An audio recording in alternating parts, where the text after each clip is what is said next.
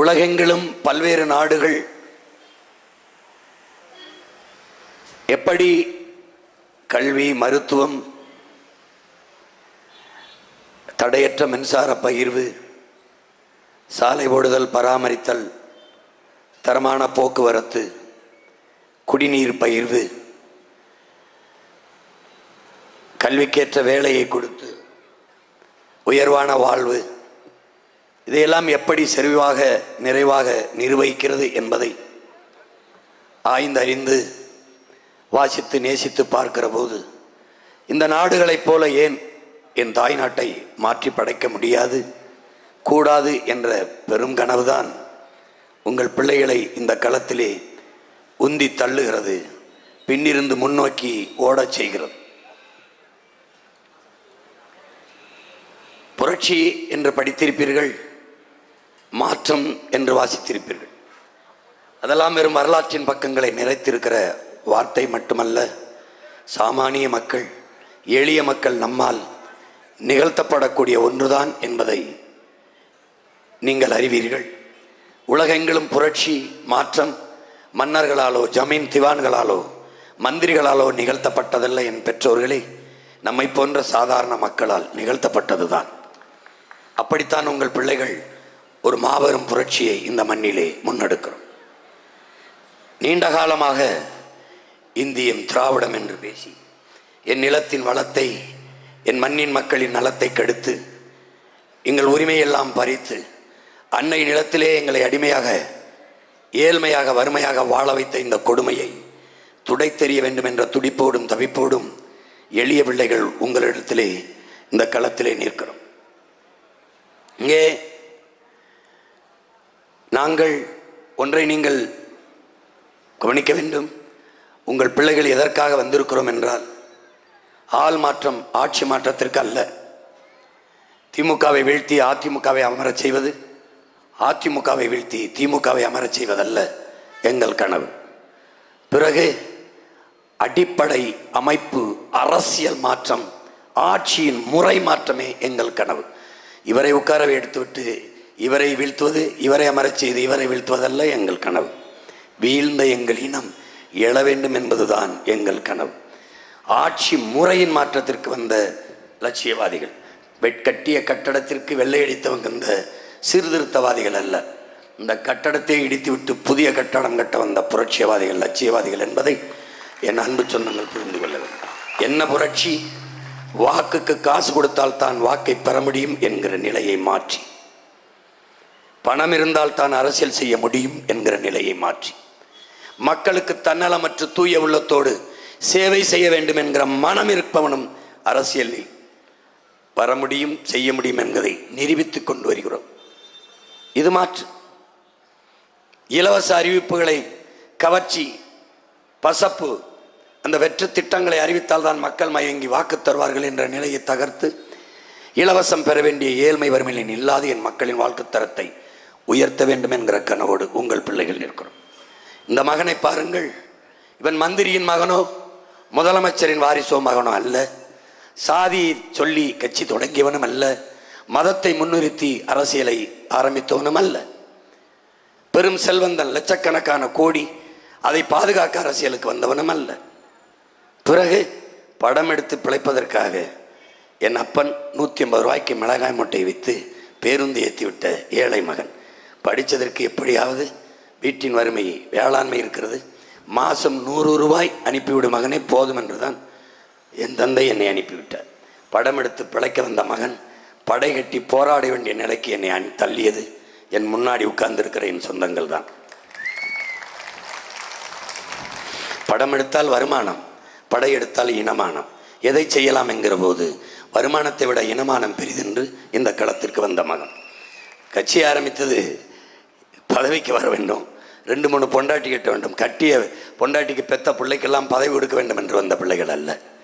நாங்கள் வந்தது என் சொந்தங்களே, லட்சக்கணக்கான என் இனத்தின் பிணத்துக்கிடையே பிரசவிக்கப்பட்ட பிள்ளைகள்.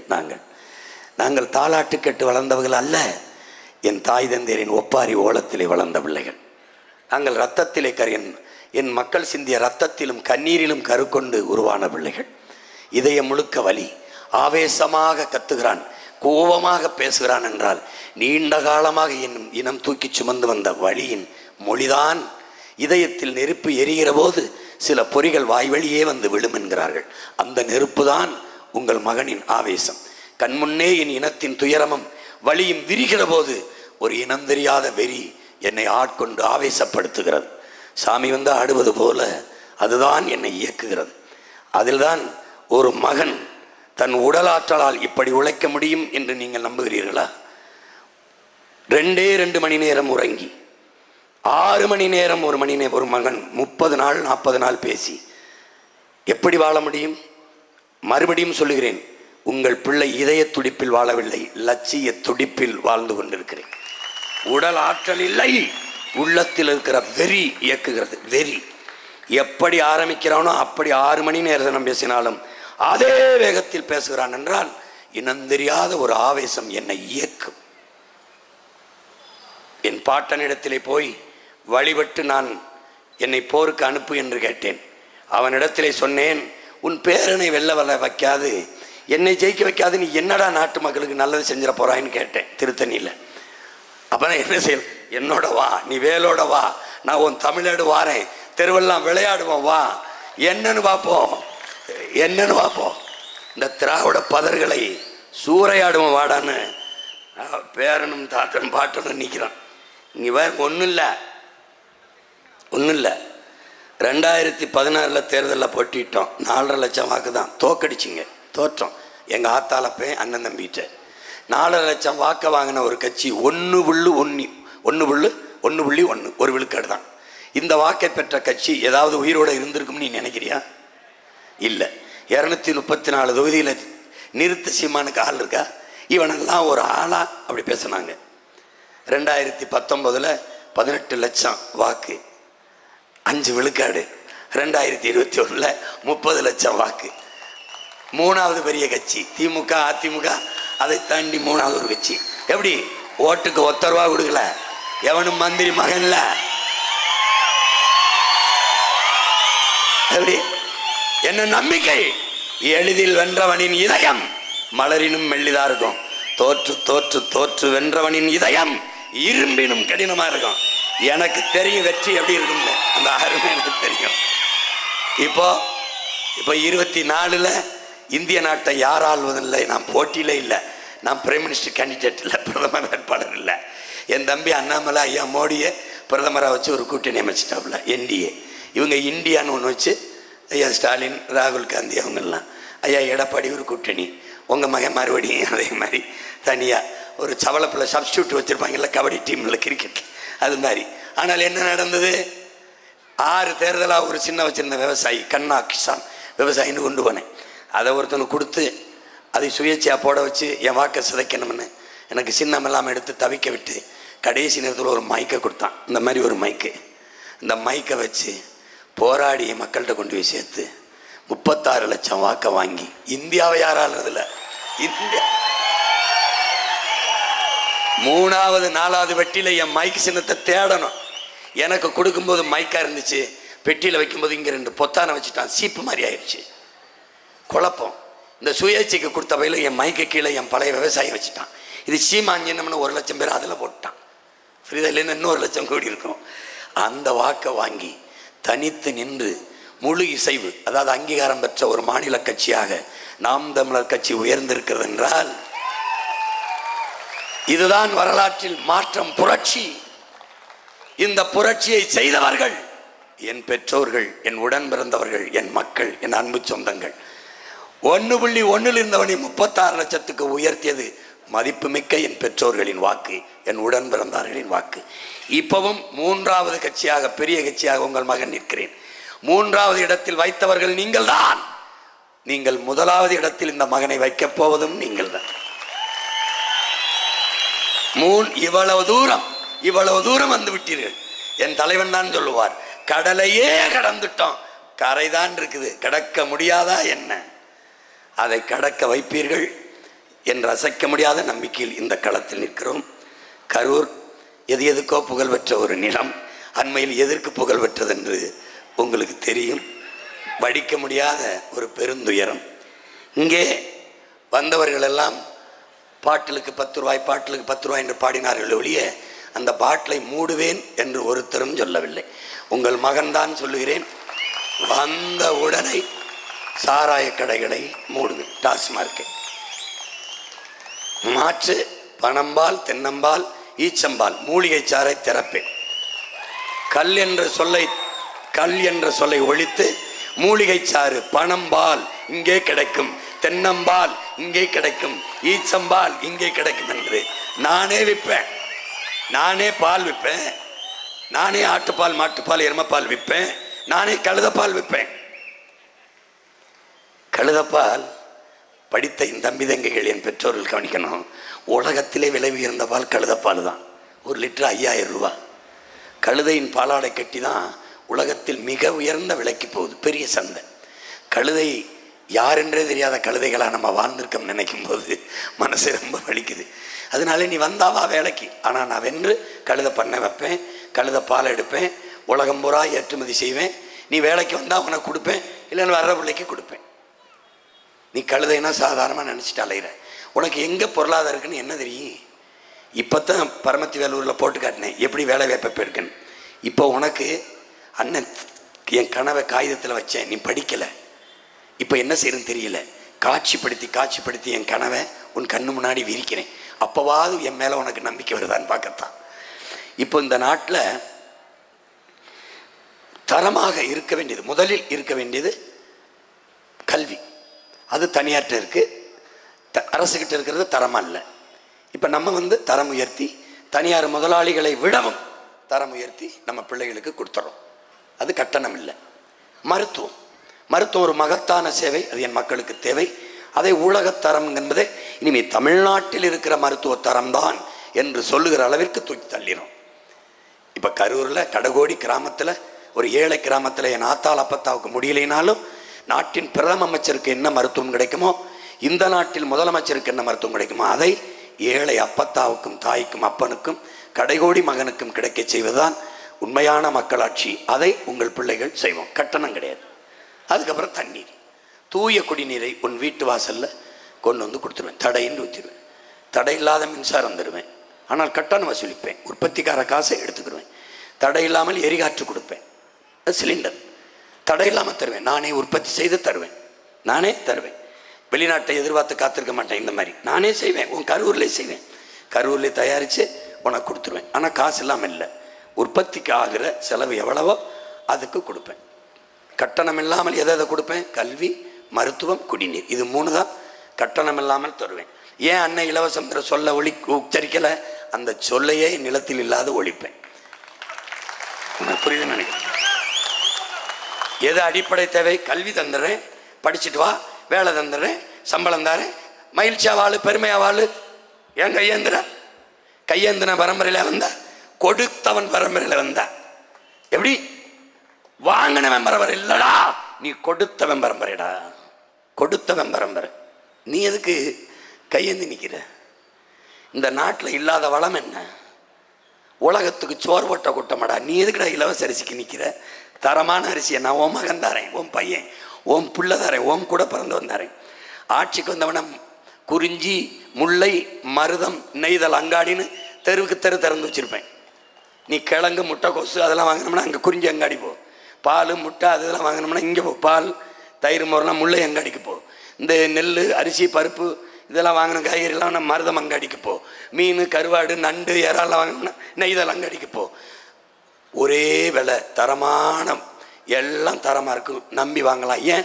இது உன்னோட ஆட்சி, இது உன்னோட ஆட்சி, உனக்கான ஆட்சி, நீயே நிறுவன ஆட்சி. அதனால் நம்ம ஆட்சியில் இந்த இதை பார்த்துக்க, முற்றுமுழுதாக மாத்திரேன். நல்ல அடிப்படை அமைப்புன்னு அரசு முத்திரையவே முதல்ல மாற்றிடுறேன். தமிழ்நாட்டு அரசு முத்திரை நீ இதுவரை பார்த்துருக்கீங்களா? அது வராது. இனிமேல் தமிழ்நாட்டு அரசு, தமிழ்நாடு அரசு இல்லை, தமிழ்நாட்டு அரசு முத்திரை இதுதான். இவனை தாண்டி உனக்கு பெருமை ஒன்றும் இல்லை. வள்ளுவன் தன்னை உலகினுக்கே தந்த வான்புகள் கொண்ட தமிழ்நாடு, நெஞ்சையல்லும் சிலப்பதிகாரம் நம்ம ஆரம்படைத்த தமிழ்நாடு. பக்கத்தில் 2 பனைமரம் இருக்கு, உன் இனத்தின் தேசிய மரம், ஆகப்பெரும் பொருளாதாரம் அதில் இருக்கு. இங்கிட்டு 2 பேர் நிற்கிறாங்க, நம்ம கூட பிறக்காத நம்ம ரத்தம். அண்டை காலத்திலிருந்து இன்று வரை உழவுக்கு நம்மளோடு இருக்கிற நம்ம உடன் பிறந்தவன் காலை நம்ம அடையாளம். கீழே 2 பேர் படுத்திருக்கான், அது யாருன்னு உனக்கு தெரியும். அடுத்து இதுதான் தமிழ்நாட்டு அரசு முத்திரை. இந்த அரசு என்ன செய்து மருத்துவத்தை உலகத்தரத்துக்கு உயர்த்துது. தனியார் மருத்துவமனையில் என்ன தரம் மருத்துவம் கிடைக்குதோ அதை தாண்டுது, அதை தாண்டுது. யாருக்கு மருத்துவம் கொடுக்குது? ஆத்தாள் அப்பனுக்கு, அண்ணன் தம்பிக்கு, பெற்ற பிள்ளைக்கு. அதனால என்ன செய்யுது? உலகத்தரத்துக்கு கொடுக்குது. நம்முடைய கோட்பாடை என் பிள்ளைகள் வழங்கிக்கிறணும். நீர், இவர்களுடைய அரசியல் என்ன? சாதி, மதம், சாராயம், பணம். திட்டங்கள் என்ன? இலவசம், போனஸ், மானியம், சலுகை. இதை தகர்க்கிறேன். தகர்த்துட்டு உங்க பிள்ளை என்ன செய்யறேன்? நீர், வயிறு, உயிர், அறிவு, பயன், வளர்ச்சி. முதல்ல என்ன பண்றேன்? நீரின்றி அமையாத உலகம். நீரை பெருக்கிக்கிறேன். நீர் வளர்ப்பு இருக்கான், நீரை சேர்த்துட்டேன். தண்ணீர் இந்த வெயில் தண்ணீரை அடைஞ்சிட்டேன். எப்படி பெருக்கிறேன்னு போட்டு காட்டுறேன், விளையிட்டேன். இப்போ வயிறு. அப்போ என்ன செய்யணும்? என்ன செய்யணும்? நானே வேளாண்மை செஞ்சிடறேன். பசிங்கிற சொல்லு இல்லாமல் ஒழிச்சிடறேன். வேளாண்மை செய்வதை அரசு பணியாக மாற்றிடுறேன். விளங்குதா? மாற்றிடுறேன். அப்புறம் என்ன செய்கிறேன்? மாடு வச்சுருக்கேன். பால் இருந்தாலே பசி இருக்காது. பால் முழுமையான உணவு. பாலை வைத்திருக்கிற நாடு பசியை சந்திக்காது, போட்டுருவேன். நானே நாட்டுக்கோழி முட்டை எல்லாம் இருக்கு. உனக்கு பசியை ஒழிச்சிடுறேன். பசி இல்லாத நாடாக பைந்தமிழர் நாட்டை படைச்சிடுறேன். அடுத்து என்ன இருக்கு? உயிர். உயிர் காக்கும் மருத்துவத்தை உலகத்தரத்துக்கு கொடுத்துறேன். கட்டணம் இல்லாமல் கொடுத்துறேன். இப்போ நீர், வயிறு, உயிர் முடிஞ்சிருச்சா? அடுத்து என்ன? அறிவு. அப்புறம் கல்வி. கல்வியை சிறந்த கல்வியை கொடுத்துறேன். 3 நாடு தான் உலகம் முந்திக்கிட்டு இருக்கு. ஃபின்லாந்து, தென்கொரியா, சிங்கப்பூர். 3ஐயும் தாண்டி நம்ம தமிழ்நாட்டு கல்வி போயிடுது. சிறந்த கல்வியை பிள்ளைகள் கொடுத்துறேன். 3 வயசுல என்கிட்ட ஒப்படைச்சிட்டு போயிடணும். அதுக்கப்புறம் என்ன படிக்கிறேங்கிறது எனக்கு அவனுக்கும். அவனை வளர்த்து பெரிய கல்வியாளனா அறிவார்ந்த தமிழ்நாட்டின் சொத்தாக மாற்ற வேண்டியது உன் வீட்டு வேலை இல்லை, நாட்டு வேலை. நீ விட்டுட்டு விளையிடணும். அறிவு. அதுக்கப்புறம் என்ன வேணும்? பயன். வேலைக்கேற்ற, கல்விக்கேற்ற வேலை, வேலைக்கேற்ற சம்பளம். அப்போ என்ன பண்ணுவேன்? நிலமும் வளமும் சார்ந்த தொழிற்சாலைகளை கணக்கில்லாத நிறுவி அங்கங்கே என் மக்கள் வாழ்விடத்திலே அரசு வேலையை கொடுத்துருவேன். படித்தவன் படிக்காதவன் அனைவருக்கும் அரசு வேலை. இனி படிக்காதவன் இல்லை என்ற நிலையை உருவாக்குவது நம்ம அரசின் அடுத்த வேலை. கொடுத்துட்டேன். இப்போ வேலை கொடுத்துட்டேன். அதுக்கப்புறம் வளர்ச்சி. அவ்வளோதான். அறிவு, பயன், வளர்ச்சி. இது நம்ம திட்டம். இப்போ 3ஆவதாக இருக்கிற உயிரை உங்களுக்கு காட்டுறேன். எப்படி தரம் உயர்த்துவேன்? மருத்துவம் ஒரு மகத்தான சேவை. அது என் மக்களுக்கு தேவைன்னு சட்டம் போடுவேன். நோய் நாடி, நோய் முதல் நாடி அது இது நிற்கும், வாய் நாடி வாய்ப்பை செயல்னு நம்முடைய மறையோன் வள்ளுவ பெருமன்னார். நமக்கு உணவே மருந்து. அதான் நம்முடைய முன்னோர்கள் கடைபிடித்தது. அந்த மாதிரி மருந்தில்லா மருத்துவம் தான் நம்மளுடைய நோக்கம். அதை போய் தொடணும். அதுக்கு பாதை இதுதான். அப்போ மருத்துவர்கள் மதிப்பு, நோயற்ற சமூகம். மருத்துவர்களுக்கு என்னென்னா, மருத்துவர்களுக்கு மதிப்பு இருக்கிற ஒரு நாடு, ஒரு நல்ல நாடு என்பது மருத்துவர்களுக்கான தேவையே இல்லாத நாட்டை, ஆரோக்கியமான நாட்டை, உடல் நலனுள்ள மக்களை பெற்ற நாட்டை படைப்பதான் ஒரு ஆட்சியாளனுக்கு கனவாக இருக்க முடியும். அதுதான் உங்கள் பிள்ளைகளின் கனவு. இப்போ மருத்துவருக்கு பெரிய மதிப்பு இருக்கிற நாடு என்றால் அந்த நாடு நோயாளிகளை அதிகம் பெற்ற நாடு, நோயுற்ற சமூகம் என்று பொருள். அதிக நோயாளிகளை பெற்ற நாடு. அதனால தான் டாக்டர் டாக்டர் டாக்டர் படிப்பு, டாக்டர் அலைகிறான். ஃபின்லாந்தில் டாக்டருக்கு மதிப்பில்லை, ஐஏஎஸ் ஐபிஎஸ்க்கு மதிப்பில்லை, நீதிபதிக்கு மதிப்பில்லை. ஆசிரியர் பெருமக்களுக்கு மட்டும்தான் மதிப்பு. அதனால தான் அவன் கல்வியில் முதல் இடத்துல இருக்கான். இப்போ பாரு, இப்போ ஒரு நோயற்ற சமூகம் படைக்கணும். மருத்துவர்கள் தேவையற்ற ஆரோக்கியமான சமூகத்தை படைக்கணும். அதான் நம்ம கனவு. அப்போ உணவையே நஞ்சில்லாமல், நீரை நஞ்சில்லாமல், காற்றை நஞ்சில்லாமல், மாசு இல்லாமல் கொடுத்துட்டேன்னா என் மக்களுக்கு நோய் வராது. இப்போ பிறக்கிற குழந்தை புற்றுநோயோட ஏன் பிறக்குது? தாய்ப்பால் நஞ்சு. ஏன் தாய்ப்பால் நஞ்சு? தாய் உண்ட காய்கறி உணவு நஞ்சு, சுவாசிக்கிற காற்று நஞ்சு, குடித்த நீர் நஞ்சு, விஷம். அதனால பிள்ளை புற்றுநோயோட பிறக்குது. இதை நான் தகர்க்கணும்னு நினைக்கிறேன், ஒழிக்கணும்னு நினைக்கிறேன். இப்போ தனியார் மருத்துவமனையின் தரத்தை பாரு. படுக்கை எப்படி இருக்கு பாரு. அரசு மருத்துவமனையின் தரத்தை பாரு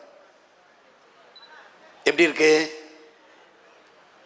இப்போ உனக்கு ஒரு கேள்வி எழும், பார்த்துக்கிட்டே வா. இப்போ முதலமைச்சருக்கு முடியலன்னா எங்கே போகிறாரு? அரசை நடத்துகிறவரே அரசு மருத்துவமனைக்கு போகிறதில்ல. எங்கே போகிறாரு? Apollo, MG Ramachandra, Kaveri. ஏன்? அரசின் மருத்துவமனையை விட அது தரமாக இருக்கு. இப்போ உனக்கிட்ட உன் மகன் ஒரு கேள்வி எழுப்புறேன். இத்தனை கோடி மக்களால் நிறுவப்பட்ட ஒரு அரசு, அந்த அரசால் தர முடியாத மருத்துவத்தை ஒரு தனி முதலாளி கொடுத்து விடுவான் என்றால் அரசு அந்த ஒற்றை முதலாளிகிட்ட தோற்று போகிறதா? ஒரு கையாலாகாத அரசா? ஒரு இயலாத அரசா? இத்தனை கோடி மக்களால் நிறுவப்பட்ட அரசால் தன் மக்களுக்கு தர முடியாத மருத்துவத்தை தனியார் முதலாளி தந்து விடுவான் என்றால் எவ்வளவு கேவலம் என்பதை பார். அப்போ எதுக்கு தான் இந்த அரசு, இப்போ எதுக்கு தான் இந்த தேர்தல், இதுக்கு இத்தனை ஆயிரம் கோடியை போட்டு எதுக்கு? மறுபடியும் மருத்துவம் அங்கே தான், மறுபடியும் கல்வி எது தான், மறுபடியும் அப்போலோ கிணலை மினரலில் தான் தண்ணி வாங்கி குடிக்கணும்னா எதுக்கு தாண்டா இந்த தேர்தல்? எதுக்கு தான்? இப்போ இங்கே தான் தேவைப்படுது ஒரு மாறுதல். அதுக்கு என்ன பண்ணுறோம், இந்த தனியார் மருத்துவமனையில் என்ன கிடைக்குமோ அதை தாண்டிய மருத்துவ தரத்தை இந்த நிலையிலிருந்து தூக்கி மாற்றி அரசு மருத்துவ தரத்தை தூக்கிறோம். எப்படி தரம் உயர்த்துவான்? முதலமைச்சர் அவர் குடும்பத்தில் அவர் பிள்ளைகளுக்கு அமைச்சர், ஐஏஎஸ், ஐபிஎஸ், பாராளுமன்றம், நாடாளுமன்றம், சட்டமன்றம் எந்த பதவியில் இருந்தாலும் அவர்கள் பிள்ளைகள் அவர் குடும்பத்தில் அரசு மருத்துவமனையில் தான் படுத்து மருத்துவம் செய்ய வேண்டும் சட்டம். மீறி தனியார் மருத்துவமனைக்கு போனால் வாங்குகிற சம்பளத்தில் பாதி நட்டம். என்ன பண்ணுவேன்? எவ்வளோ உங்களுக்கு சம்பளம்னு கேட்பேன். 2 லட்சம் ரூபாயா 1 லட்ச ரூபாயை துண்டித்து எடுத்துருவேன். நீ நாட்டை அவமதிச்சுட்டா தேச துரோகின்னு துண்டிச்சிருவேன். தானாக வந்து படுப்பான், தரம் தானாக ஏறும். பாரு எப்படி பண்ணுறேன்னு பாருவோம்மா. இப்போ நீ இதில் கவனிக்கணும், 2022 இவங்க ஆட்சிக்கு வந்த உடனே அடுத்த பட்ஜெட்டில் 18,600 கோடி ஒதுக்கியிருக்காங்க அரசு மருத்துவமனைக்கு. அடுத்தது 23 அடுத்த ஆண்டில் 19,000 கோடி, மறுபடியும் 400 கோடியை உயர்த்திருக்காங்க. அடுத்து 24 20,000 கோடியாக உயர்த்திருக்காங்க. அப்புறம் 25 போன ஆண்டில் 20,500 கோடியாக உயர்த்திருக்காங்க. பணம் தொடர்ச்சியாக உயர்ந்திருக்கு. மருத்துவத்தின் தரம் உயர்ந்திருக்கான்னு உன் மனச்சான்றை தொட்டு நீ சிந்திச்சு பார்க்கணும். இப்போ உன் மகன் வந்தா உண்மையிலேயே உயரும். எப்படிலாம் உயரும்னு பாரு, காட்டுறேன் பாரு. ஏன் இதை இங்கே போடுறேன்னா, இங்கே நிறுத்திருக்கிற எங்கள் ஐயா மருத்துவர், காங்கேயத்தில் இருக்கிற எங்கள் அப்பா மருத்துவர், அந்த மருத்துவர்கள்ட்ட மகனின் கனவை விரித்து வைக்கணும்ல, அதுக்கு தான்.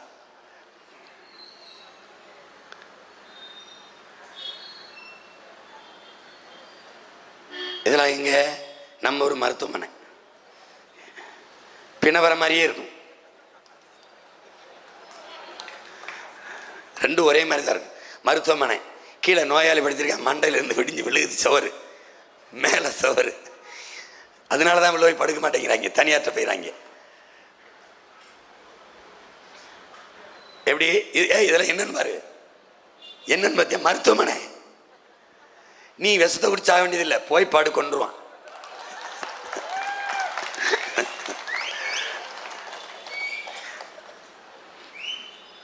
பார்த்துக்க. நீ மல்லாக்க படுத்து இப்படி மேலே பார்த்தீங்கன்னாவே பாதி உயிர் போயிடும். ஐயையோ எப்போ எப்படி விழுந்து கிடக்குவார். மேலே ஒட்டி இருக்கனால அந்த கற்கள் எப்படி பேர்ந்து விழுந்துருக்குன்னு பாரு. இங்கே பாரு. நான் சும்மா காட்டல, நடந்ததை தான் எடுத்து போட்டிருக்கேன். பார்த்துக்க. இதெல்லாம் உன் ஊர் ஹாஸ்பிட்டல், உன் ஊர் ஹாஸ்பிட்டல், கவர்மெண்ட் ஹாஸ்பிட்டல். ஐயோ ஐயோ, ஆட்சிக்கு வந்தவொடனே இவங்களை இந்த மருத்துவமனையில் வச்சு பூட்டிடும். இவர் மருத்துவமனையை சுற்றி இருக்கிற மருத்துவ கழிவு குப்பையை பாரு. அற்ப கொசுவை ஒழிக்க முடியாத கூட்டம்டா இது. டேய், இவன் எப்படி ஊழல் லஞ்சத்தை ஒழிப்பான்? கொசுவையே ஒழிக்க முடியல இவங்களால.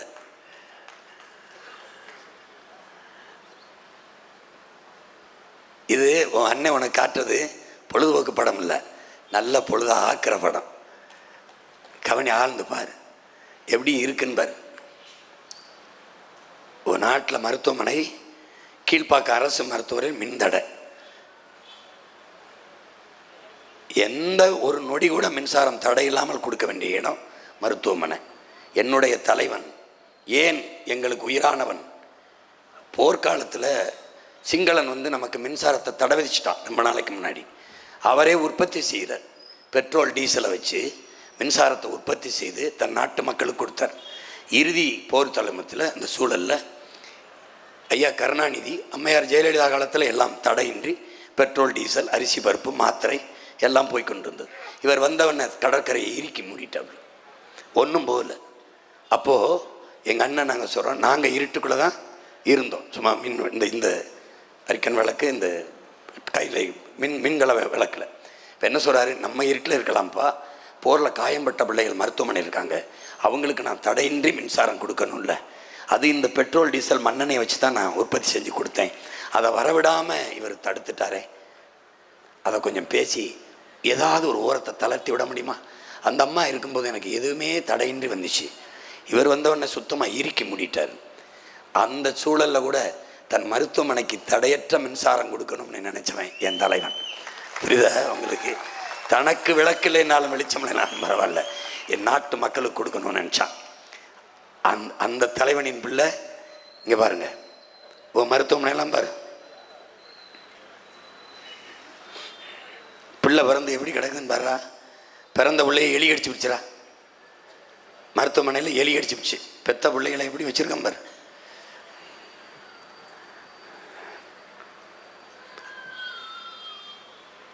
அரசு மருத்துவமனை கழிவறை, இந்த முன்னாடி நாற்காலி போடுறதுல இதெல்லாம் பாதுகாப்பாக வச்சுருக்கணும். ஏன்னா இதெல்லாம் பழங்கால பொருள்களில் வரும், இதெல்லாம் ஆன்டிக்கில் வரும், இதெல்லாம் முன்னாடி பொருட்காட்சியில் வைக்கணும்டா நம்ம. இது பாரு, இது தரமான மருத்துவமனை. இது யார் மருத்துவமனை? தனியார் நடத்துகிறாப்புல. இது தனியார் யார்? அரசை எவன் நடத்துகிறானோ அவன் தான் அதை நடத்துகிறான். அதனால இதை தரமாக நடத்திட்டா அந்த வியாபாரம் படுத்துரும்ட்டு இதை படுக்க வச்சுட்டான். விளங்குதா? இப்போ அவனை தூக்கி இதில் படுக்க வச்சுட்டு நம்ம இந்த தரத்தை தூக்கி உயர்த்திடுறோம். புரியுதா என்ன சொல்கிறது? அரசின் தோல்விடா, அரசின் தோல்வி. உலக நாடுகளை பாடுறா எப்படி மருத்துவ படுக்கை அறை, மருத்துவ கட்டமைப்பை எப்படி வச்சுருக்காங்க ஒவ்வொரு நாடாக சொல்கிறேன் பாரு. அப்போ இவ்வளோ பெரிய அதிகாரத்தால் கொடுக்க முடியல தரமான கல்வியை, தரமான மருத்துவத்தை. இப்போ நம்ம என்ன செய்கிறோம்? அனைவருக்கும் சமமான தரமான சரியான மருத்துவத்தை உன்னுடைய ஆட்சி கொடுத்துருது, உனக்கான ஆட்சி கொடுத்துருது. அப்பாவுக்கு முடியல, உன் அப்பா இல்லை, தேசத்தின் அப்பா. தாய்க்கு முடியல, உன் வீட்டின் தாய் இல்லை, நாட்டின் தாய். ஒரு ரூபாய் இல்லை, 1 கோடி மருத்துவம் வரைக்கும் கொடுத்துருது. நீ அழைச்சி சொன்னால் போதும், உயிர் காக்கும் போது வந்து அழைச்சிட்டு போய் மருத்துவம் கொடுக்கும். நாடு நீ கற்பனை பண்ண முடியாத நாடாக உன் மகன் படைப்பேன் பாரு.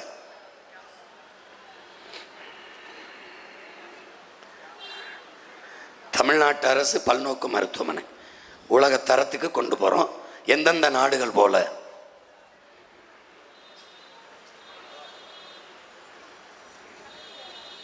இது சொல்லிட்டேன் உனக்கு. தேசத்தின் தாயாக நினச்சி தான் மருத்துவம் கொடுக்கும், தேசத்தின் தந்தை. இது ரெண்டையும் கொடுத்துட்டேன்னா உனக்கு ஒத்த பைசா செலவில்லை. படிப்பை கொடுத்துட்டே மருத்துவத்தை கொடுத்துரு. இது ரெண்டுக்கும் தான் நம்ம மக்களின் பெரும் பொருளாதாரம் செலவாகுது.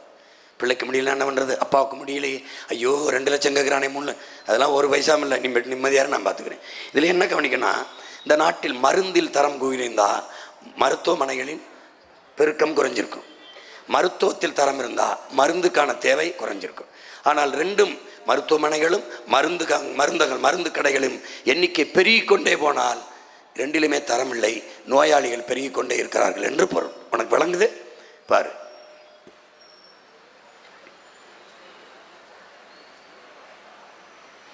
இது எந்த ஊர்னு பாரு? சிங்கப்பூர். அரசு மருத்துவமனை தனியார் மருத்துவமனைக்கு இணைய போட்டி. இது என்ன பண்ணுறாருன்னா, நம்ம கரூர் அளவு தான் அது இருக்கும், கரூர் மாவட்ட அளவு தான் சிங்கப்பூர் இருக்கும். எவ்வளவு தரமாக மருத்துவத்தை தன் நாட்டு குடிகளுக்கு கொடுக்குறான் பாரு. அவனுக்கு ஒரு வளமும் இல்லை கடலை தவிர.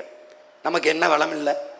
கடல் இல்லையா, மலை இல்லையா, ஆறு இல்லையா, இல்லை நிலம் இல்லையா, வளம் இல்லையா? ஒரு ஊரில் கரும்பு தான் வரும், எனக்கு கரும்பும் வரும். ஒரு ஊரில் வாழை தான் வரும், எனக்கு வாழையும் வரும். ஒரு ஊரில் மரவள்ளி தான் வரும், எனக்கு அதுவும் வரும். ஒரு ஊரில் மாடு தான் வளர்க்க முடியும், எனக்கு மாடு, எருமை, ஆடு, கோழி, வாத்து எல்லாம் வளர்க்க முடியும். எல்லா வளமும் எனக்கு இருக்குது. நெல் விளையும், கரும்பு விளையும், பருத்தி விளையும், மிளகாய் விளையும், தக்காளி விளையும், கத்திரிக்காய் விளையும், வெண்டைக்காய் விளையும், சுரக்காய், பூசணிக்காய், பாவக்காய், புடலங்காய், முருங்காய் எல்லாம் விளையும். ஆனாலும் என் வீட்டில் பசி.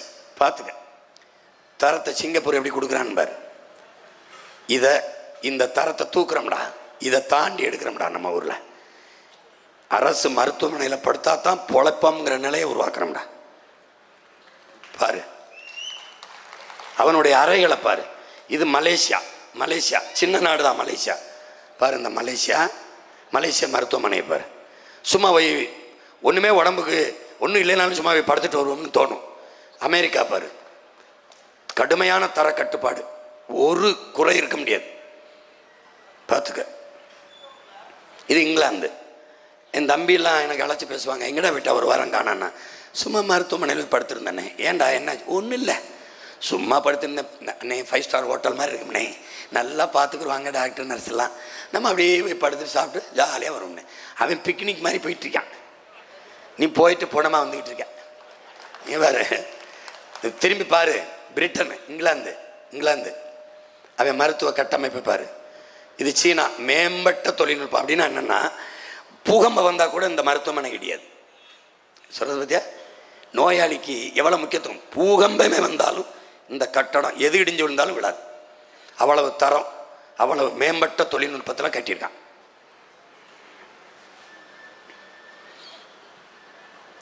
பார்த்துக்க. இது ஜப்பான். அவனுடைய மருத்துவ கட்டமைப்பை பாரு, அவனுடைய நுட்பத்தை பாரு.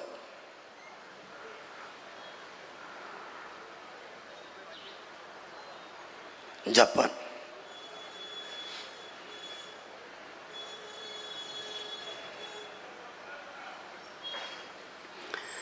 அங்க மருத்துவத்தை ஒரு சேவையா செய்யறாங்க. இங்க லாப தேவையா மாத்திருக்கு. இங்கே கல்வி, மருத்துவம், குடிநீர் விநியோகம், போக்குவரத்து நடத்துதல், மின் உற்பத்தி, பகிர்வு, இதெல்லாம் என் உடன் பிறந்தவனே சேவை. ஆனால் இவர்களுக்கு அது தொழில். தொழில் செய்வது அரசின் கடமை அல்ல, வேலை அல்ல. முதலாளிகள்கிட்ட கொடுத்துரு. இதுதான் உலக வர்த்தக அமைப்பின் கொள்கை. அங்கே கடனை வாங்கி கையெழுத்து போட்டதுனால இவன் எல்லாம் முதலாளிகிட்ட கொடுத்துட்டு தனியார்மய, தாராளமய, உலகமய பொருளாதார கொள்கையை ஏற்றுக்கொண்டதுனால நாடை சந்தையாக்கி அத்தியாவசியமான மனிதனின் அடிப்படை எல்லாம் வியாபார பொருளாக்கிட்டு இவன் சாராயத்தை மட்டும் அவனே வச்சு வித்துக்கிட்டு இருக்கான். இது பாரு ஜப்பான், அது ரஷ்யா, இது ரஷ்யா.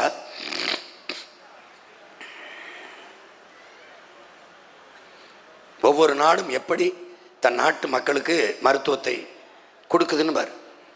மேம்பட்ட உலகளவில் முதன்மையாக இப்போ நம்ம என்ன செய்கிறோம், இந்த சிங்கப்பூரை பாரு, இந்த இங்கிலாந்தை பாரு, இந்த அமெரிக்காவை பாரு, இந்த மலேசியா பாரு, இந்த ரஷ்யா பாரு, இந்த சீனா பாரு, இனி ஓ மகன் ஆட்சிக்கு வந்தோன்னே இந்த தமிழ்நாட்டை பாரு அப்படின்னு எப்படி சொல்லணும்?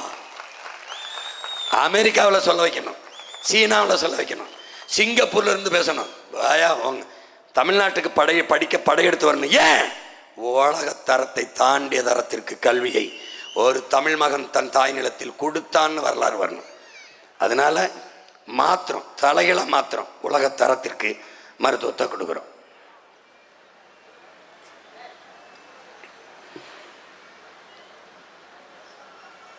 அரசு ஊழியர்கள் எப்படி சட்டம் போடுறேன் பாருங்க. எல்லாரும் அரசு பணியாளர்கள், அமைச்சர்கள் எல்லாம் அரசு மருத்துவமனையில் மருத்துவம் பெறுவது கட்டாயம், சட்டம்.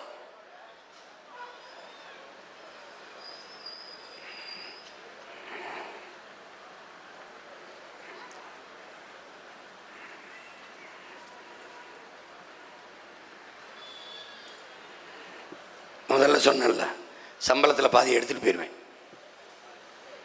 இப்படி முடிச்சுட்டு தெரிய வேண்டியதான். திரும்ப திரும்ப அதே வேலையை செஞ்சால் சான்றிதழ்களை, எஜுகேஷன் சர்டிஃபிகேட் இருக்குல்ல, வாங்கி ஒரு கையெழுத்து போட்டு டிஸ்குவாலிஃபிகேஷன் வேறு செல்லாதுன்னு போட்டுவிட்றேன். மதிப்பை இழந்துருச்சு உன் சான்றிதழ், நீ கிளம்புன்றேன். ஒரு தடவை 2 தடவை மன்னிக்கலாம், நீ ரொம்ப கொழுப்படுத்து போய் திரிகிற, பணம் அதிகம் வச்சுக்கிட்டு நீ கிளம்புன்றேன். தமிழ் வழி மருத்துவ படிப்பு. இவன் வந்து டாக்டர் சாமுவேல் ஃபிக்ஸ் ஸ்க்ரீன்னு, இவன் வெளிநாட்டுக்காரன். சென்னையில் இலங்கையில் வந்து வாழ்ந்த அமெரிக்க பாதிரி, ஒரு அருள் தந்தை. இவன் தான் நம்ம மருத்துவத்தை தமிழில் மொழிபெயர்த்து நம்ம மருத்துவத்தை நாடெங்கிலும் கற்பிக்கிறான். அவன் தமிழில் கற்பிக்கும் போது நம்ம ஆளுக தொடக்கத்தில் அவனை எதிர்த்து சண்டை போடுறாங்க. ஆனால் அந்த ஆள் வம்படியாக ஒரு வெள்ளைக்காரன் இந்த மண்ணில் நம் பாரம்பரிய மருத்துவத்தை நிறுவுறான். புரியுதா? ஏன்னா உலகத்தில் ஆகப்பெரிய மூலிகைகளை கண்டு பெரும் அறிஞர்கள் இனத்தை கொண்டு வந்தது. உன் இனத்தின் தொன்மம் தெரிய வேண்டுமா, உன் இனத்தின் வேறு தெரிய வேண்டுமா, மலைகளில் பயணிச்சு போ. இன்னும் பல லட்சக்கணக்கான மூலிகைகள் இருக்கு, அதை எடு. எந்த மூலிகை சாப்பிட்டால் எந்த நோய் குணமாகும் என்று கண்டுபிடிக்க தொடங்கினேன் என்றால் உன் இனத்தின் தொன்மம் உனக்கு தெரிய வரும்ன்றான். ஏன் பொன்னாங்கண்ணி கண்ணுக்கு நல்லது, வல்லாரை இதுக்கு நல்லது, அகத்திக்கீரை அகத்துக்கு நல்லது, முருங்கைக்கீரை இரும்பு சத்துக்கு நல்லது. இதெல்லாம் கண்டுபிடிச்சவன் யார்? நம் முன்னோர்கள். அப்போ எவ்வளவு காலம் அதை செலவழிச்சிருப்பான், எவ்வளவு காலம். என்னடாவோ மருத்துவம் ஆச்சு, கொசு கடிச்சு டெங்குன்னு அவன் என்ன சொல்கிறான் உடனே? நிலவேம்பு நிலவேம்பு நிலவேம்புன்னா. மஞ்சக்கா மேலே மருந்து இல்லை, கீழா நெல்லி அரைச்சி ஆட்டுப்பாலில் குடின்னா. சளி இருமலுக்கு இந்த எங்கள் அப்பா எங்கள் ஐயாலாம் இருக்காங்க, இன்னும் சளிக்கு மருந்து இல்லை, கண்டுபிடிக்கல. ஏதோ காப் சிறப்புன்னு உனக்கு கொடுப்பான், குடித்தா உனக்கு போதை ஏறின மாதிரி இருக்கும், தூங்கிடுவேன், இருமல் குறைஞ்சிரும். அதான் வேற கேள சளிக்கு மறந்துருக்காங்க. அப்புறம் நீ மிளகு ரசத்துக்கு தான் வரணும். உனக்கு புரியுதா? இது வந்துச்சு கொரோனா. கொரோனா நிலவேம்பு குடிங்க, கபஸ்வரம் குடிங்க. கபஸ்வரம் எங்கே போச்சு அறிவியல்? நான் கேட்குறேன் அண்ணன் எங்கள் ஆத்தாப்புக்கிட்ட, தோசை மாவை உங்கள் விஞ்ஞானம் புளிக்க வைக்குமா? பாலை தயிராக்குமா? ஆக்காது. அவங்க அறிவியல் தோற்று போச்சு. மனித அறிவு யார் ஜெயிக்கிறா? கண்ணுக்கு தெரியாத நுண்ணுயிரிகள், பூஞ்சை, பாக்டீரியா, காளான்கள். அதுதான் தமிழனுடைய பாரம்பரியம். அதை நீ புரிஞ்சுக்கணும். இப்போ இவன் பின்னாலே அவர்கள் தமிழ் மருத்துவம் பயின்ற மாணவர்கள் இன்றைக்கி உலக புகழ் பெற்றவர்களாக மாறிட்டாங்க. வெள்ளைக்காரன் வந்து நமக்கு தமிழ் மருத்துவத்தை சொல்லி கொடுத்துட்டு போகிறான். இப்போ நான் என்ன பண்ணுறேன், அவன் பேரில் பாரம்பரிய தமிழ் மருத்துவக் கல்லூரியை தொடங்கி நம்ம மருத்துவத்தையும் வச்சுக்கிறேன், நவீன அலோபதியும் வச்சுக்கிறேன், நம்மளுடைய ஹோமியோபதி சித்த மருத்துவத்தையும் வச்சுக்கிறேன், சரிபாதி வச்சுக்கிறேன். அறுவை சிகிச்சை, கால் எலும்பு முறிவு இது போன்றதுக்கு தவிர்க்க முடியாத கண் மாற்று, இதயம் மாற்று, இதுக்கெல்லாம் அதை வச்சுக்கிறோம். ஆனால் சரிபாதி நம்முடைய பாரம்பரிய தொன்மை மருத்துவத்தையும் வச்சுக்கிறோம். ஆங்கில மருத்துவத்தை கல்வியை முழுக்க தமிழ் படிக்கிறேன். தமிழ் எப்படி படிக்க முடியும் அப்படின்னு கேட்குறீல, இங்கிலீஷில் படிக்காம எப்படின்னு.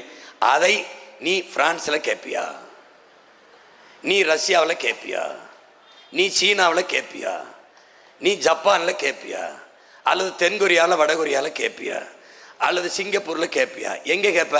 ஜெர்மனியில், டென்மார்க்கில், நார்வேயில், ஸ்வீடனில், நியூசிலாந்தில் எங்கே கேட்பாய்? என் தாய் மண்ணில் தான்டா நீ இந்த பாதிரேசி மாதிரி கேட்டுட்டு இருப்பேன். இங்கிலீஷில் படிக்காம எப்படி? படிச்சுக்கடா, இங்கிலீஷ் ஒரு பாடமொழியாக படிச்சுக்க. மாத்திரை என்னுடைய மருத்துவம் அவனுக்கு புரிய வைக்கல, டேப்லெட்ரா. ஊசி அவனுக்கு புரிய வைக்கல, இன்ஜெக்ஷன்ரா. அதான் தெரியுதே. ஆங்கிலம் படிக்க வேண்டாம் என்பதல்லடா உங்கள் பிள்ளைகளின் கொள்கையை. உடன் பிறந்தவனே, ஆங்கிலத்திலேயே அனைத்தையும் படிக்க வேண்டாம் என்பதுதான் உங்கள் பிள்ளைகளினுடைய கோட்பாடு, கொள்கை. அடுத்தவன் மொழி எனக்கு மொழிதான், அறிவல்ல. அவன் மொழி எனக்கு அறிவுனா அப்போ ஏன் மொழி என்ன? பைத்தியக்கார மொழிய, அறிவற்ற மொழிய, உலகத்துக்கு அறிவியலை கடன் கொடுத்த மொழியிட, அறிவை கடன் கொடுத்த மொழியிட.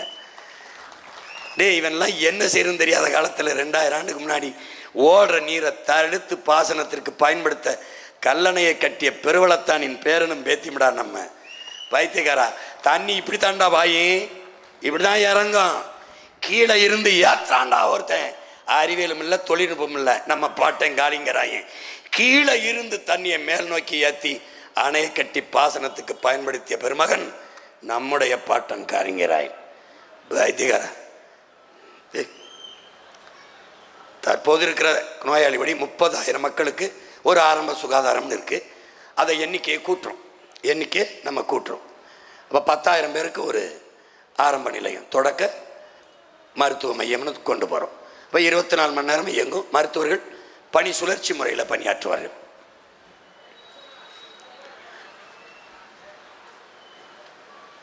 கிராமங்களிலிருந்து 20 கிலோமீட்டர் தொலைவுக்கு ஒரு சிறப்பு மருத்துவமனை, சிற்றூர்களெல்லாம் தொடக்கம் இருக்கும். அதுபோக அங்கே உயர் மருத்துவம் எல்லாத்தையும் தரம் உயர்த்திடுறேன். உயர் சிறப்பு மருத்துவமனைகளை 150 கிலோமீட்டருக்கு வச்சிடுறேன். இப்போ கடகோடி இருந்து ஒரு கிராமத்தில் வந்தால் 100 கிலோமீட்டர் 150.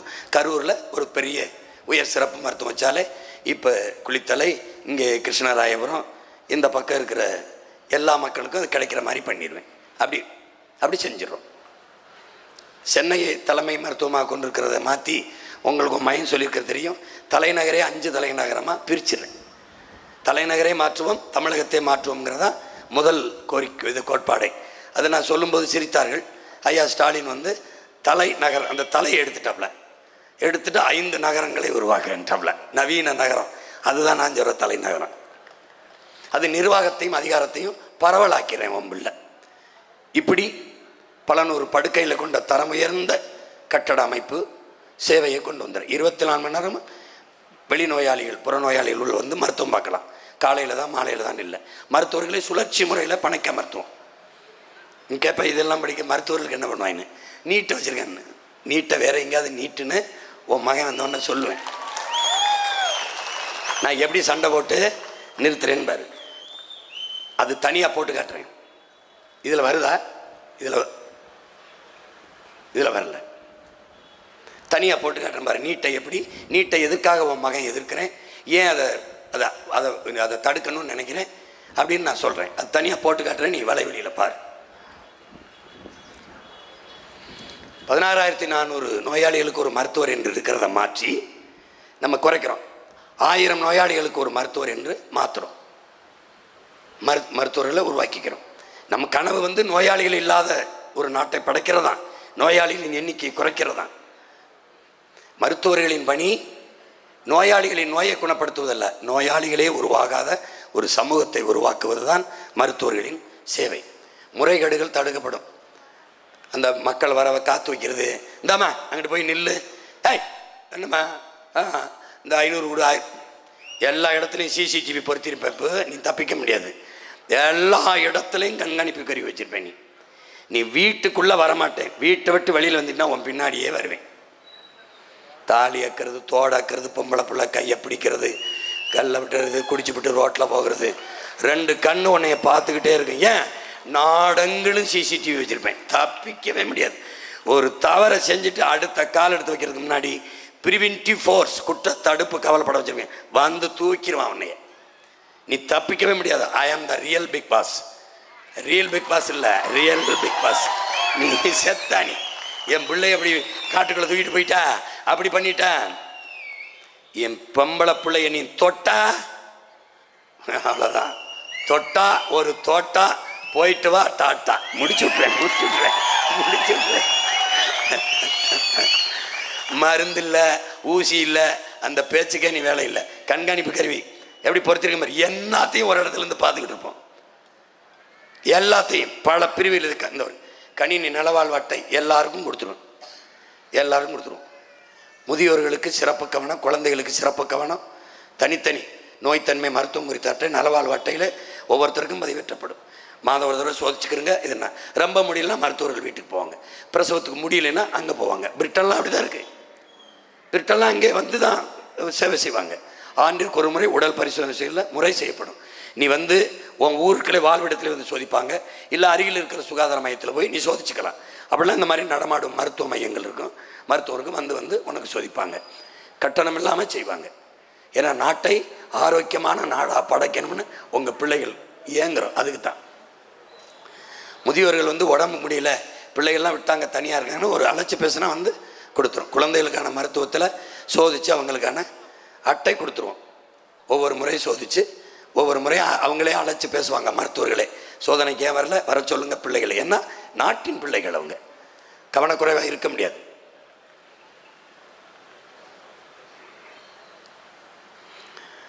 இது எல்லாமே முதலமைச்சருடைய கட்டுப்பாட்டில் இருக்கும். எல்லாமே அவர் கட்டுப்பாட்டில் இருக்கும்.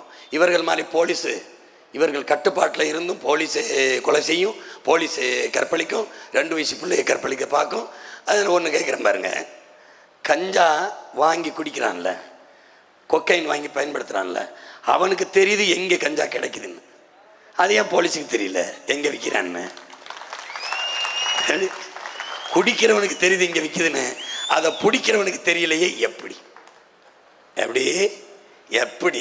அதான் நீ நான் வந்துடுறேன், உன் மையன் வித்துரு பார்ப்போம், செத்துருவேன்.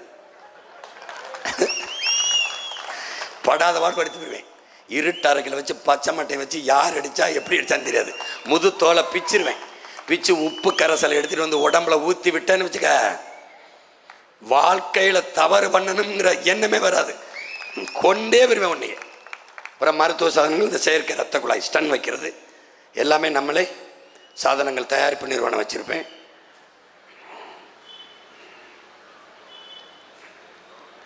உயிர்காக்கும் ஊர்திகள் அழைச்சி பேசினா அடுத்த நொடி 10 நிமிஷம் 5 நிமிஷத்தில் வந்துடும்.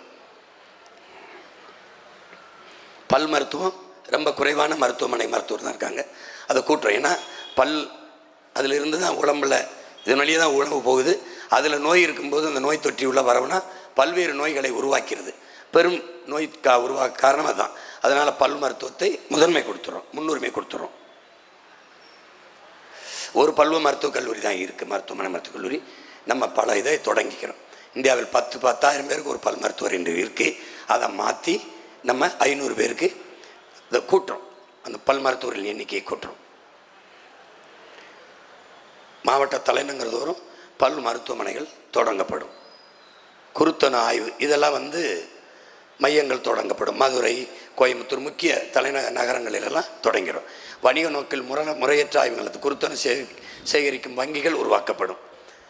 மருத்துவ ஊழியர்கள் நலன், மருத்துவத்தில் வேலை செய்கிறவங்களுடைய நலனில் மருத்துவர்களை செவிலியர்களை பெரிதும் போற்றக்கூடிய அரசாக பார்க்கும். கொரோனா நேரத்தில் மருத்துவர்கள் கடவுளாக தெரிஞ்சாங்க, செவிலியர்கள் தேவதையாக தெரிஞ்சாங்க. இப்போ உங்களுக்கு தேவையில்லாமல் தெரிகிறாங்க.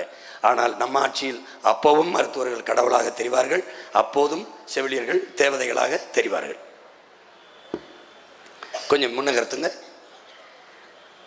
நிறைய இருக்கு. ஒரு கடுஞ்சொல் சூடு சொல் பண்ண முடியாது. இடமாற்ற சிக்கலுக்கு தீர்வு, கணவன் மனைவி மருத்துவராக இருந்தால் அவர்கள் வாழ்விடத்திலே 2 பேருக்கும் பணி அமர்த்திடுவோம். இங்கே கணவர் ஒரு தடவை, கணவர் கரூர்லாம், மனைவி நாமக்கல், அதெல்லாம் இல்லை, கரூர்லேயே இருங்க, அது சொல்லிடுவோம். இடமாற்ற சிக்கலுக்கான தீர்வை கொடுத்துட்றேன். இடமாற்றத்துக்கு, பணி உயர்வுக்கு, பணியிட மாற்றத்துக்குலாம் நீ பணம் தர வேண்டியதில்லை.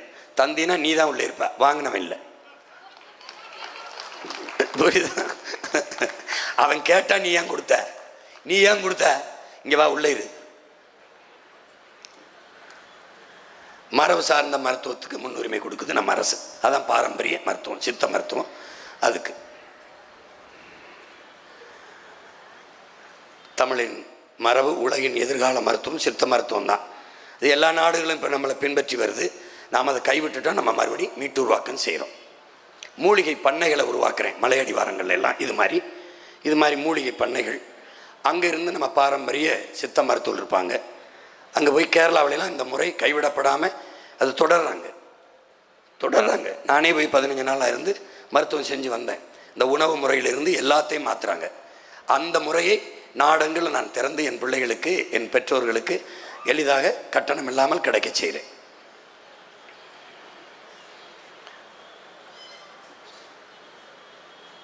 நம்முடைய பாரம்பரிய மருத்துவத்தை உலக தரத்திற்கு உயர்த்தி உங்கள் பிள்ளைகள் கொண்டு போகிறோம்.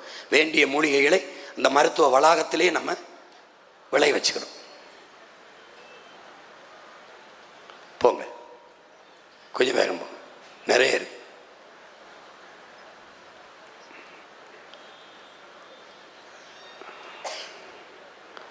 இது பெரிய கனவு. நான் அப்படியே வலையொலியில் ஏற்றிடுவோம். நீங்கள் கரூரில் சீமானின் பேச்சு அப்படின்னு போட்டிங்கன்னா, அபவுட் மெடிசின்னு போட்டிங்கன்னா வந்துடும். மருத்துவத்தை குறித்துன்னு பொறுமையாக நீங்கள் வீட்டில் போய் பாருங்கள். இதெல்லாம் உங்கள் மகன், உங்கள் அண்ணன், உங்கள் உடன் பிறந்தவன் நிறைவேற்றுவேங்கிறேன். நிறைவேற்றினா நாடு எப்படி இருக்கும் பாரு. நல்லா நாடு இருக்கணும்னா என்னை நாடு ஒரு ஓட்டை போடும். புரியுதுன்னு நினைக்கிறேன். புரியுதா?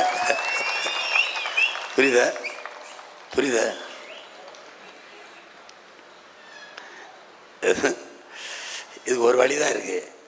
திமுக போட்டு போட்ட, ஏடிஎம்கே போட்ட, திமுக, பிஜேபி, காங்கிரஸ் போட்ட, அவர்கள் ஜெயித்தார்கள். நீ தோற்று போன. முதல் முறையாக உங்கள் பிள்ளைகளுக்கு ஓட்டு போட்டு நீங்கள் வெல்லுங்க, நீங்கள் ஜெயிங்க, நீங்கள் ஜெயித்துருங்க, மாற்றுங்க, நாட்டை மாற்றுங்க. உங்களால் முடியும், ஒற்றை விரலால் முடியும். ஏப்ரல் 3ஆம் தேதி வாக்குச்சாவடிக்கு போகும்போது ஒரு திமிரோடு போங்க. ஒற்றை விரலால் மாற்றத்திற்கான புரட்சியை எழுதுங்க. அங்கே போய் நான் உங்களுக்கு என்ன சொல்கிறேன், உக்ரைன் அதிபர் பிரதமர் செலன்ஸ்கி அரசு அலுவலகங்களில் தன்னுடைய படத்தை, பிரதமர் படத்தை மாட்டினதை உத்தரவிட்டு எடுக்க சொல்லிட்டோம்ல. அவர் சொல்கிறது, I am not identity and icon. நான் அடையாளமோ குறியீடோ அல்ல, என்னை எடுத்துருங்க. ஆனால் அரசு அலுவலகங்களில் பணி செய்கிறவர்கள், அமைச்சர்கள் எல்லாரும் உங்கள் அலுவலகத்துக்கு முன்னாடி, உங்கள் மேசைக்கு முன்னாடி உங்கள் பிள்ளைகளின் படத்தை மாட்டி வைங்க. ஒரு கோப்பு வருது, கையெழுத்திட போகிறீங்கன்னா ஒரு தடவை இந்த கோப்பை பாருங்கள். கையெழுத்துக்கு முன்னாடி உங்கள் பிள்ளைகளின் முகத்தை பாருங்கள். அவர்களின் எதிர்காலத்திற்கு உங்கள் கையெழுத்து பயன்படும் என்றால் போடுங்க, இல்லைன்னா போடாதீங்க. எப்படிப்பட்ட பிரதமர் பாரு. உங்கள் மகன் என்ன சொல்கிறேன், வாக்கு செலுத்த போகும்போது பிள்ளைகள் முகத்தை ஒரு தடவை பாருங்கள். பார்த்துட்டு இந்த பிள்ளைகளின் எதிர்காலத்திற்கு உதயசூரியனுக்கு போட்டால் எதிர்காலம் இருக்குமா, ரெட்டலைக்கு போட்டால் இருக்குமா, கைக்கு போட்டால், தாமரைக்கு போட்டால் இருக்குமா, விவசாயிக்கு போட்டால் இருக்குமா? யோசிச்சு பாருங்க. உழைக்கும் வேளாண்குடி மக்கள், பெருவாரியாக நிறைந்திருக்கிற மக்கள், நீங்களே விவசாயிக்கு ஓட்டு போடலைன்னா இல்லை வெளிநாட்டிலேருந்தே இறங்கி போடுவானான்னு பாருங்கள். எவன் வேணுமானாலும் இந்த மண்ணில் தோற்கலாம், உழவர் குடியோன் விவசாயி தோற்றான் என்ற செய்தி வரக்கூடாது. அதனால் என் அன்பு சொந்தங்கள், விவசாயி சின்னத்திற்கு நீங்கள் வாக்கு செலுத்தி வெற்றி பெற வேண்டும். ஒரு மகத்தான மாற்றத்தை இந்த மண்ணிலே நீங்கள் நிகழ்த்த வேண்டும். அதனால் இங்கே போட்டியிடுகிற எங்கள் பெருமதிப்பிற்குரிய எங்கள் ஐயா மருத்துவர் கார்மேகம் அவர்களுக்கு விவசாய சின்னத்திலே வாக்கு செலுத்தி நீங்கள் வெற்றி பெறுங்கள். அடுத்ததாக கருப்பையா அவர்களுக்கு வாக்கு செலுத்தி வெற்றி பெற செய்யுங்கள். உங்களுக்கு தெரியும், இந்த மண்ணிலே மகத்தான மருத்துவ சேவையை செய்து கொண்டிருப்பவர், எந்த குற்ற பின்னணியும் இல்லாத ஒரு மருத்துவர். உங்களுக்கு தெரியும், உங்கள் நிலத்தில் நிற்கிற வேட்பாளர்கள்லேயே எங்கள் ஐயாவுக்கு இருக்கிற தகுதியும் நேர்மையும் உண்மையும் மற்றவர்களுக்கு இருந்தால் எங்கள் ஐயாவுக்கு போடாதீங்க, அவங்களுக்கு போடுங்க. இல்லை அவங்களை விட இவருக்கு தகுதி இருக்குது, உங்கள் பிள்ளை பேசின அரசியல் அது வந்தால்தான் நாடு மக்களும் நலமாக இருக்க முடியும் என்றால் மாற்றி எழுதுங்கள். புதிய ஒரு வரலாற்றை, ஒரு மாபெரும் சரித்திர மாற்றத்தை, ஒரு சாதனையை செய்யுங்கள். ஒற்றை விரலால் எழுதுங்கள். உலகம் திரும்பி பார்க்கட்டும். திமுக வெல்வது சாதாரண நிகழ்வு, அதிமுக வெல்வது ஒரு சாதாரண சம்பவம், காங்கிரஸ் வெல்வது பாஜக வெல்வதெல்லாம் சாதாரண நிகழ்வு. நின்றிருக்கார்கள், வென்றிருக்கார்கள், ஆண்டிருக்கார்கள், நீங்கள் மாண்டிருக்கிறீர்கள். ஆனால் உங்கள் பிள்ளைகள் நாங்கள் வெல்வது வரலாற்றில் மாபெரும் புரட்சி, சரித்திரத்தில் மகத்தான சாதனை. ஓட்டுக்கு ஒத்தரவா கொடுக்காமல், இலவச அறிவிப்புகள் இல்லாமல், உயர்ந்த கொள்கையை முன்னிறுத்தி இந்த பிள்ளைகள் நின்றார்கள், வென்றார்கள் என்று காலப்பதிவு, வரலாற்று பதிவு வர வேண்டும் என்றால் என் மாண்புமிக்க என் மக்கள், என் அன்பு சொந்தங்கள் விவசாய சின்னத்திலே வாக்கை செலுத்தி அவரை வெல்ல வையுங்கள், நீங்களும் வெல்லுங்கள். அடுத்ததாக அரவக்குறிச்சி சட்டமன்ற தொகுதியிலே போட்டியிடர் என் அன்பு இளவல் மருத்துவர் நரேன் அவர்களுக்கு விவசாய சின்னத்திலே வாக்கு செலுத்தி வெற்றி பெற செய்யுங்கள். என் அன்பு சொந்தங்கள், நீங்களும் வெற்றி பெறுங்கள். அடுத்ததாக என் அன்பு இளவல் ஆறுயிர் தம்பி குளித்தலை சட்டமன்ற தொகுதியிலே போட்டியிடுகிற வழக்கறிஞர் நன்மாறன் அவர்களுக்கு நீங்கள் விவசாய சின்னத்திலே வாக்கு செலுத்தி என் தம்பியை வெற்றி பெற செய்து நீங்களும் வெற்றி பெற செய்யுங்கள். நாட்டையும் மக்களையும் நலம் பெற செய்யுங்கள். அடுத்ததாக கிருஷ்ணராயபுரம் சட்டமன்ற தொகுதியிலே இளநிலை வேதியியல் படித்த என் அன்பு தங்கை சத்யா அவர்களுக்கு நீங்கள் வாக்கு செலுத்தி வெற்றி பெற செய்யுங்கள். என் தங்கையின் வெற்றி உங்களின் வெற்றி. என் அன்பு சொந்தங்களே, அடுத்ததாக அப்பாங்க காங்கேயம் தொகுதியிலே, இந்த தொகுதிக்கு என்னன்னு காணொலியை பார்க்குற என் மக்கள் கவனிக்கணும். காங்கேயம் தொகுதியில் போட்டியிடுகிற மகத்தான மருத்துவ பெருந்தகை என் அப்பா கார்மேகம் அவர்களுக்கு நீங்கள் விவசாய சின்னத்திலே வாக்கு செலுத்தி வெற்றி பெற செய்ய வேண்டும். உங்கள் மகன் கரூரில் நின்று பேசுவது தமிழ்நாட்டில் எல்லா ஊருக்கும் தான், முன்னாடி இருக்கிற என் சொந்தங்களுக்கு இல்லை, உலகெங்கும் வாழ்கிற என் இன சொந்தங்களுக்குத்தான் ஒரு இடத்தில் பேசுகிறேன் என்று இங்கிருந்து தான் சொன்னான் என் பாட்டன். யாதும் ஒரே யாவரும் கேளீர் என்று. அப்படி உலக பொதுமைக்கு இங்கிருந்துதான் என் பிதான் மூத்தவன் சொன்னான் பிறப்புக்கும் எல்லா உயிருக்கும் என்று. இங்கிருந்தான் என்னவன் சொன்னான் பகுத்துண்டு பல்வுயிர் என்று. இங்கிருந்தான் என் பாட்டன் பாடினான் காக்கை குருவி எங்கள் சாதி என்று. உலகம் தழுவி நேசித்து நிற்கிற பிள்ளைகளுக்கு கரூரும் ஒன்றுதான், பேரூரும் ஒன்றுதான், போரூரும் ஒன்றுதான், எல்லாம் ஒன்றுதான். என்னை கேட்டார்கள் காரைக்குடியில் நிற்கிறீர்கள். காரைக்குடிக்கான மகன் இல்லை, ஒட்டுமொத்த தமிழ் குடிக்கான மகன் உங்கள் மகன் சீமான். அன்பு சொந்தங்களே, அறிவார்ந்த பெருமக்களே, இந்த மண்ணிலே நிற்கிற இந்த அன்பு உறவுகளுக்கு என் மதிப்பிற்குரிய ஐயா மருத்துவர் கார்மேகம், என்னுடைய அன்பு தம்பி மருத்துவர் நரேன், என்னுடைய அன்பு தம்பி நன்மாறன், என்னுடைய அன்பு தங்கைக்கு, என்னுடைய அப்பா கார்மேகத்திற்கு நீங்கள் வாக்கு செலுத்தி வெற்றி பெற செய்யுங்கள் என்று உரிமையோடும் உணர்வோடும் உறவோடும் உங்களை வேண்டுகிறேன். புரட்சி எப்போதும் வெல்லும், நம் வெற்றி அதை சொல்லும். நம் இலக்கு ஒன்றுதான், நம்ம இனத்தின் விடுதலை, நம் இனத்தின் விடுதலை. விவசாயி சின்னத்திற்கு வாக்களிப்போம், வருங்கால தலைமுறைக்கு வாழ்வளிப்போம். புரட்சி. என் அன்பு சொந்தங்களே, தமிழ்தாய் வாழ்க, எங்கள் உயிர் தலைவன் பிரபாகரன் வாழ்க, உங்கள் பிள்ளைகள் வெல்க வெல்க வெல்க. வணக்கம். நாம் தமிழர்.